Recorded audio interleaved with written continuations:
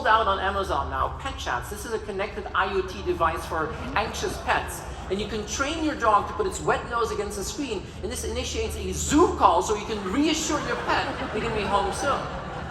Crazy, right? But I think many companies started to realize that digital was not just the cherry on the cake, it was a big part of the cake. And I think we're now rapidly approaching a classic red pill, blue pill moment. Some people get excited about the new normal and the next new normal. Some people would wish it would just go back to the way it was. Especially now, in this BCAC, before after Corona transition. There is a very special moment where we have to figure out, is there still an old normal to go back to? And my point is, there is no old normal anymore. And that brings me back to these S-curves.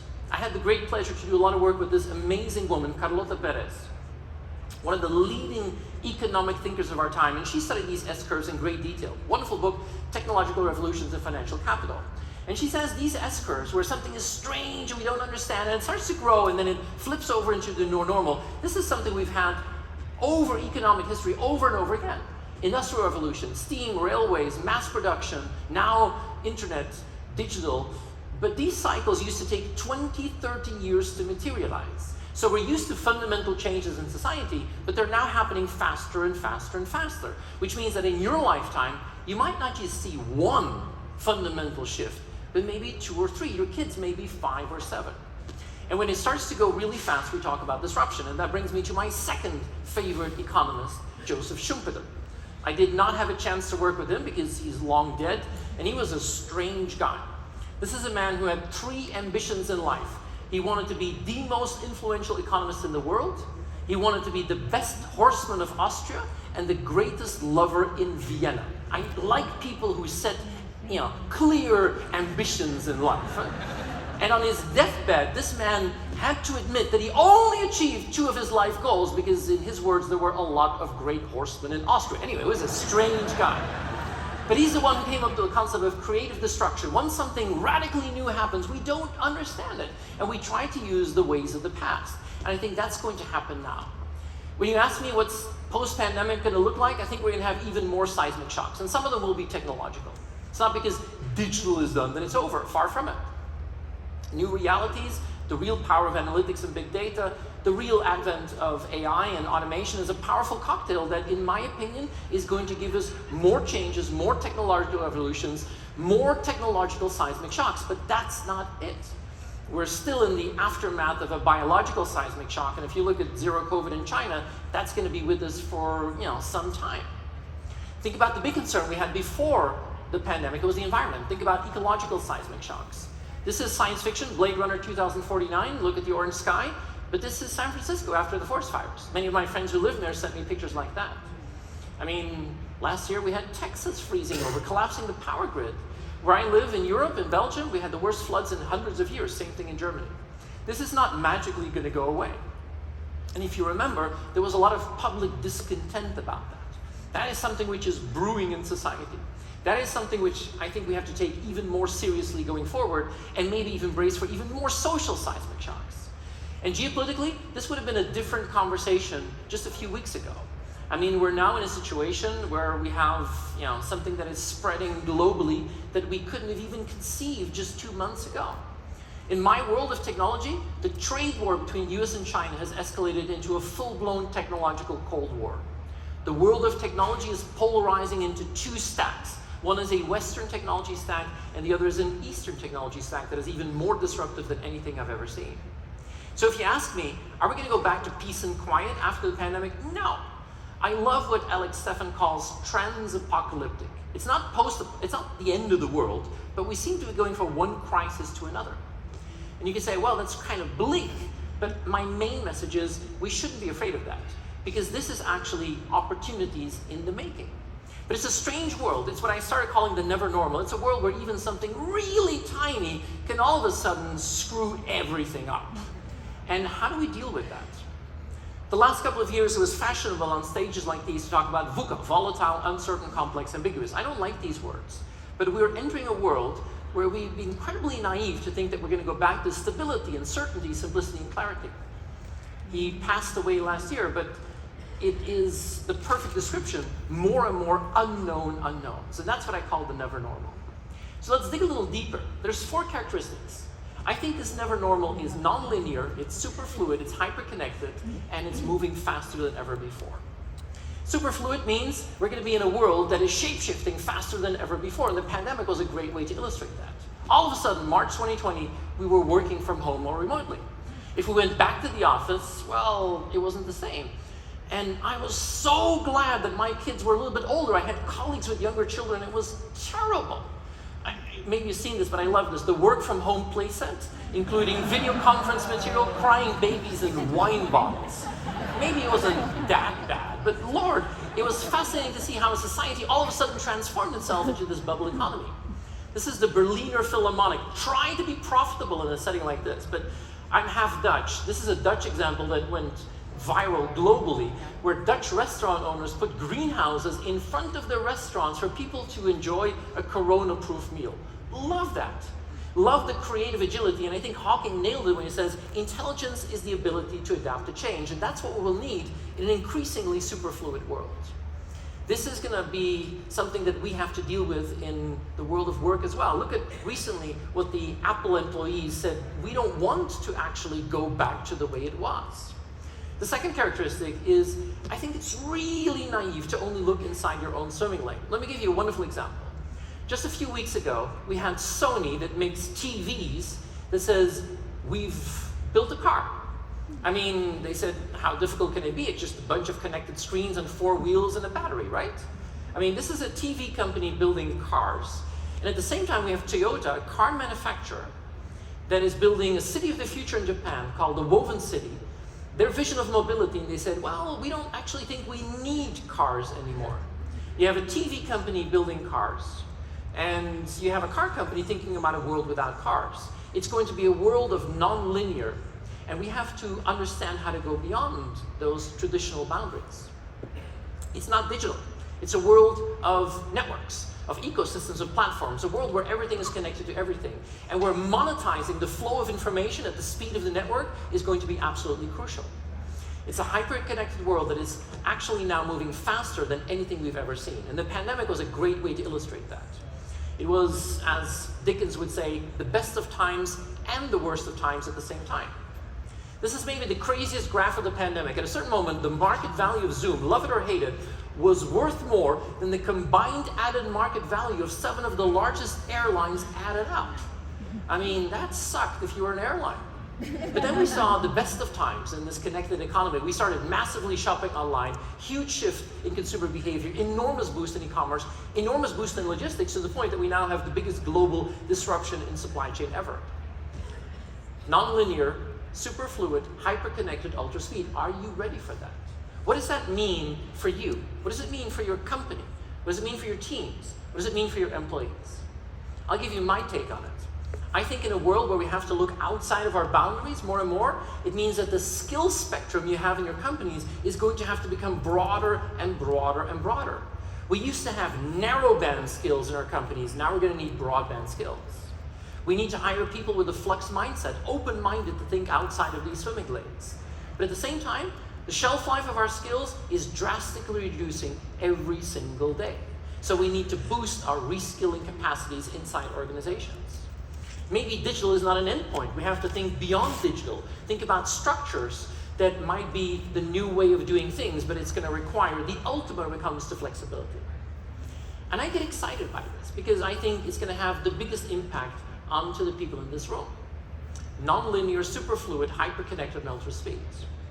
Now, this never normal is really not about technology. More than anything else, it's about timing. This is the cycle of life. I'm not going to give you too much theory, but whatever you do in life, you start, you go, you peak, and you decline. That could be a new product, a brand, a company, my God, even life itself. I see some people thinking, where am I in this cycle, right? But we all know that if you wait until the very last moment to think about what's next, that is too late. Even when you're going down, too late. But in the old normal, you could wait until you are at your plateau, and then you would think about what's next. Now, you have to do it the moment that you're actually doing very well. And that is counterintuitive, but it's the only way to keep reinventing yourself. I love what Peter Drucker once said. The greatest danger in times of turbulence, never normal, is not the turbulence, the never normal, but to act with yesterday's logic. And think about this. How often in your company are you using yesterday's logic to make sense of that? Or yesterday's data? Or yesterday's tools? Now this is a great place to think about what data and technology could do for HR. But the truth is, it's really difficult to turn the amount of information you have into valuable, actionable knowledge. IT has to be transformed. IT in the old normal was a big T, a lot of technology in a small I. IT in the never normal is a colossal I in a very small t. And we all know the recipe about dealing with data. If you want to connect the dots, you have to collect the dots. And think about this. How good are you at collecting and how good at connecting? And I have to tell you, it's not going to be done magically by AI. I have to apologize for this example. It's not politically correct, but I love this. This is my favorite big data story. The year before the pandemic, in Hawaii, a civil servant pressed accidentally the wrong button on an alert system, and every person in the world in Hawaii got this message on their smartphone saying there's a nuclear missile and you're all going to die. Now, things like that happen, right? I don't know what your response would be if you got that message right now. This is Pornhub, the largest pornographic website in the world. This is the average traffic level in Hawaii the moment the message came in. What do you think happens?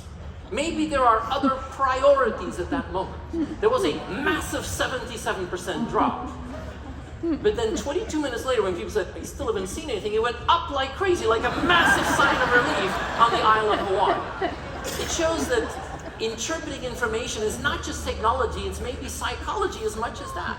And this is what I love about the never normal. Now, we shouldn't exaggerate about automation. I was in Lego, visiting a Lego factory in Denmark 2 weeks ago. And I took this picture. If you buy a box of Legos, you're the first human hands to touch that piece of plastic. Automation is going to change everything, but not everything. I mean, the last couple of years, we hyped some things too much. I mean, look at self-driving. Autonomous self-driving, I mean, even at a certain point, John Deere said putting a human on a tractor, how old school is that? But I don't drive a self-driving car. As a matter of fact, I have a little bit of a hangover feeling at the moment. I mean, I love what Peter Thiel said. We wanted flying cars and we got 140 characters. And we've all had that. I was deeply awed when Google DeepMind beat the best Go player in 2016. I thought, AI everywhere. But the last 2 years, you go online, you use Google to find what you want, you click, you buy, it gets delivered to your house, and for the next 3 weeks, you get ads for the stuff you just bought. That's not artificial intelligence, that's colossal stupidity. And I think that's the type of techno-realism we're going to need once we enter this never normal, and maybe put even more emphasis on the human side. I mean, it wasn't easy for many of us. This is the cover of the New Yorker I love. We put on a brave face in front of our screens, but the reality is that some of our lives were pretty messed up at a certain moment in time. I mean, how can we find an environment where we're not treated as employees as bored apes? How can we rethink the world of work where we're going to have more controls, but where we have to find the right balance again? Honestly, this is going to be one of the big challenges. There is the never normal. How do we put the human at the very heart of that? Our employees and even our customers. But make no mistake, we're going to have roller coaster rides. I call them Hemingway patterns. Maybe you know the story, but I love this. The famous writer, Ernest Hemingway, went bankrupt. And you can say, how did that happen?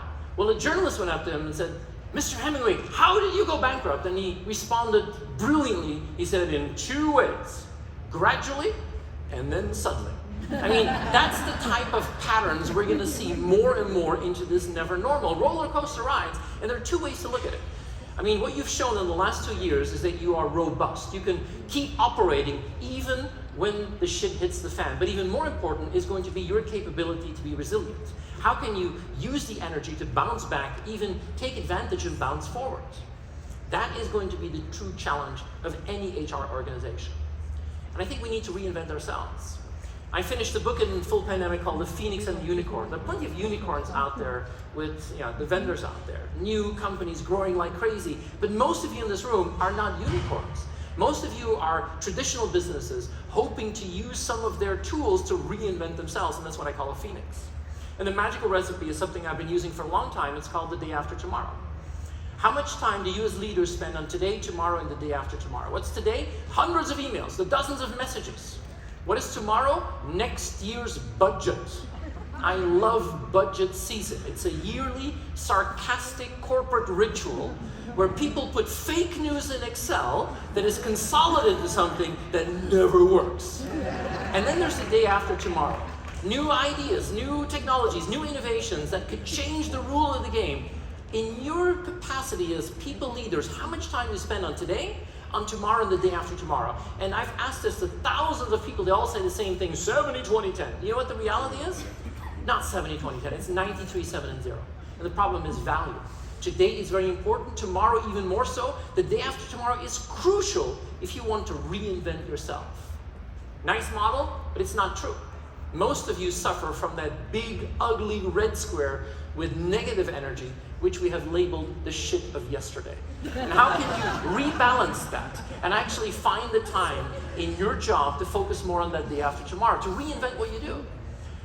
I'm half Dutch, half Belgian. This is one of my favorite Belgian painters, René Magritte, and it's called La Clairvoyance. How do you interpret the egg and figure out what that bird is going to be? So let me give you 3 things to think about. One is, I think you need to build an HR strategy for the never normal. And doing the same thing all over again won't work. And I think you have to be as bold as you can on the vision and be as flexible on the details. The number one thing to think about in HR is that what you do every single day is absolutely vital and essential for your company. But that's not enough anymore. What could you do to actually become even more relevant for your company in that never normal? 1 strategy. 2 is you're going to have to organize for this. You're going to have to find a structure for that never normal. I came up with a model called the hourglass model. We all know what an hourglass looks like. The top of the hourglass, this is the wide lens where you pick up the signals from the day after tomorrow. Where do you do that in your HR organization? Then you need to experiment, reduce the sauce, and figure out what would really work for you. That top part is sense and try. Think about this. What percentage of your HR organization is doing the sense and try? And then it falls into the bottom part of this hourglass. The bottom part is the execution, the run, the scale, the operational efficiency. But honestly, think about this. I believe you're going to have to allocate more and more resources to that top part of the hourglass if you want to understand how to thrive in the never normal. And the second thing is you have to make sure that they are aligned. I've seen too many HR organizations where you have some people on the side doing amazing things about the future of work, and if it doesn't fall into the bottom part, you're actually wasting time and money. And of course, this deals with people as well. In every organization, you have soldiers who, love to do what they've always done, but you also need artists. Now, an HR organization filled with artists would be a really bad idea. But what is the optimal challenge and combination of these 2? The final element here is culture. I came up with something called vaccine. It's too much pandemic, but the V is for velocity. World's moving faster, you will have to move faster. I love this quote from Mario Andretti, an old Formula 1 driver, who said, if everything seems under control, you're just not going fast enough. And for me, this will always be the image of the pandemic, that hospital in Wuhan that was built in 10 days. But even more important than raw speed is the A for agility. And if you've ever done this whitewater kayaking, I thought I was going to die. I mean, the water, the rocks, everything could kill you. But then I had an amazing instructor who showed me that you can use the power of the water to actually become more agile. Speed, agility, the C is for creativity. We're going to have to unlock the creative potential of everyone in the HR organization. The I is for innovation, relentless innovation. It's not a luxury anymore, it's an absolute must. The last 2, the N is for networking. We don't live in a digital age. You can't do everything yourself. This is the age of ecosystems and platforms. But the final here is the E for experimentation, the guts to try even if you could fail. Finding the psychological safety inside HR to reinvent what you do. And I love what Mandela said, I never fail, I either win or learn, but it's just really difficult. And this is the bad part of my presentation. Unfortunately, you're the generation of HR leaders that cannot afford to wait until the final HBR article falls into your lap and you implement 7 steps. It's not about lessons learned anymore. It's going to be about lessons learning. You're going to have to figure it out as you go along. So in the end, it really is not about technology, but about people. It's about skills and minds and hearts. Skill sets, we're living in a world, and I love what the previous CEO of IBM said, maybe only 10% of the jobs will disappear, but 100% will change. Reskilling becomes your top priority. But even more important is mindset. How do you build an organization where people are passionately curious about the day after tomorrow, where they're endlessly open-minded about the never normal, forcefully resilient, and vigorously creative? But finally, it is about how you engage people, because the challenges out there are quite real. I'm going to leave you with a couple of questions to think about, and I think this never normal is a great opportunity to actually have you reflect on that. The first really is on boldness. When you go back to your HR organizations, you have to ask this question: are you actually being bold enough when you think about your vision and your role that you could play in your companies in a world that is moving so fast? The second is about speed. I mean, many of you could have great strategies and wonderful ideas, but what can you do to shrink the time between ideation and execution in HR? And I think this is a pivotal moment in many HR organizations where you're going to have to reinvent what you do. The third is data. We have more data than we can imagine at the moment. But are you collecting or are you connecting? And how are you making the transition from just collecting the dots to really connecting the dots? And finally, it is about skills and talent. I believe the number one challenge is going to be that reskilling. And what are you in HR doing to actually boost your reskilling velocity going forward? Bold, data, speed, and talent. The good thing is you have an extreme opportunity to actually do something about it. You have the enormous luxury that you, after the pandemic, have an opportunity to address the never normal. I get inspired by that. But I also know that there's plenty of people out there who just don't share that same excitement about the opportunities that are there in that never normal environment. I am the perennial optimist, but let me end with these two footsteps. What you see here on the left is two bicycle repairmen who took spare parts from their bicycle shop in 1903 and went to a beach in North Carolina and built something that allowed humans to fly for the very first time, 1903. What you see on the right is 1969, the year that I was born. 1969, when Apollo 11 put Neil Armstrong on the moon. Between 1903 and 1969 is only 66 years in between. That's it.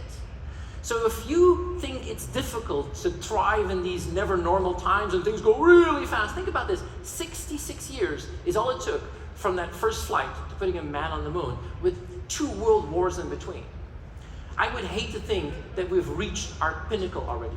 That the height of the 21st century is that we put our brightest minds in Silicon Valley together to build a global platform on which we can like cat videos. That cannot be the height of the 21st century, or that we can bring back disco singers from the 1960s back into virtual reality.